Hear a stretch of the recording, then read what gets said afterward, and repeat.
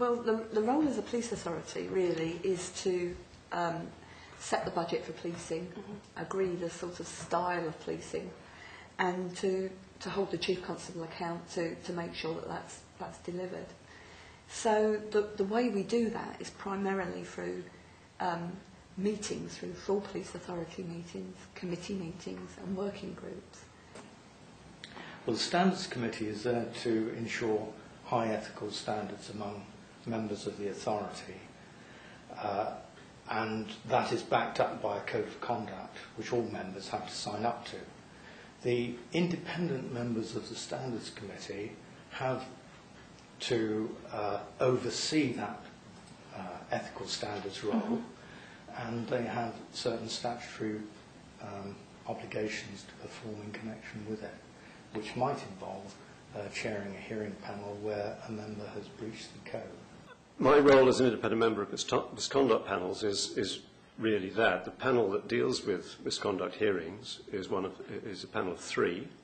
I'm the independent member. The other 2 members are senior police officers, but we work together as a group of 3 in assessing the material that's placed before the panel in relation to any alleged breach, and then coming to a finding based on the material that we have, and if a breach is found to be made out, we deal then with sanction that follows. So there's a lot of interaction with other people through those groups, but in preparation for that there's usually quite a lot of reading, and I think you've got to be able to read and assimilate quite a bit of information and look at what you're being given.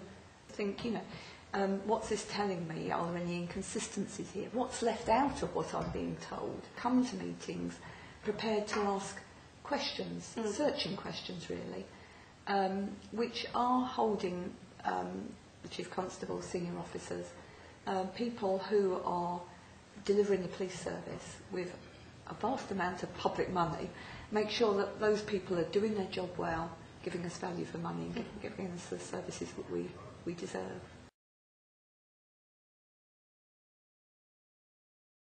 Basically to ensure that the detainees' rights and welfare are being upheld, and if they have any issues or any issues are raised during the visits, then they are reported to the custody staff. We also constantly do new training and attend different training courses such as diversity training and panel meetings to discuss any issues that have been raised on visits.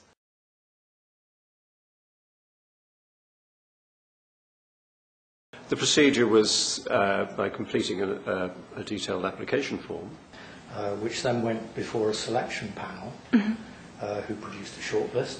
Then the authority conducts a full verification process and vetting, which then went to an interview panel who made a recommendation to the authority in the Home Office. One always gets worried about interviews, but I think the questions were very, very fair. I felt as if the panel wanted me to be able to show myself off to the best advantage. The questions in interview were really all about skills, what you could bring to the work of the authority, and very much about not just saying I've got this particular skill, but asking you to evidence how you demonstrated that in the past and what sort of circumstances you used it in and how you might apply it to the work of the police authority. So that was, and so both interviews concentrated really on skills. In addition to that, in each of the interviews there was a practical exercise, which I found I got quite nervous about that. But with hindsight, I needn't have done, because it wasn't something you needed to have done any preparation over and above what you'd normally do for an interview with an organisation. The start of the process was visiting a station to see how I felt about being in the cells, then filling in an application form, interview, then training, and then a later 6-month personal development review to check how I was doing.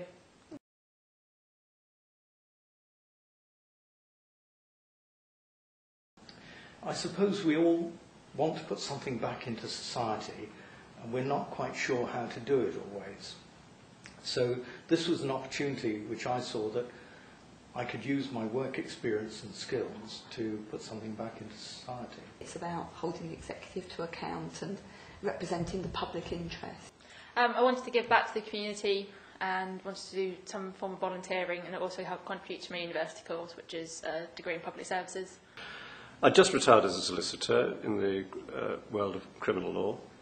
I'd spent about 40 years doing that and had built up knowledge and experience that I felt would be of value to somebody, and I didn't really want to let it go waste. And I've had quite a number of public appointments, and most recently I was on the board of a large NHS trust. I enjoy working in public service for things that I think are important. I wanted to change from health, and it seemed to me that there were some similarities, but enough differences as well.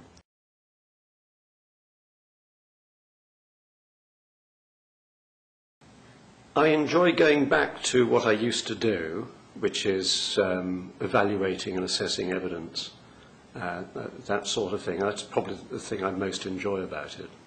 I think all of it is rewarding in different ways. Sometimes when I'm reading a lot of papers, I think, do I really enjoy this?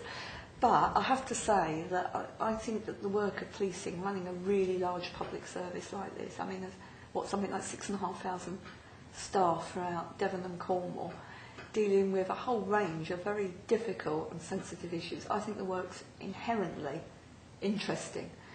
Giving back to the community, and it's also a different opportunity to help build on work experience and looks good on my CV. What I would say to anyone who is thinking about getting involved with the authority is look at the skills that you can bring, look at the advert to see whether it's relevant, and then just go for it. You will find it rewarding.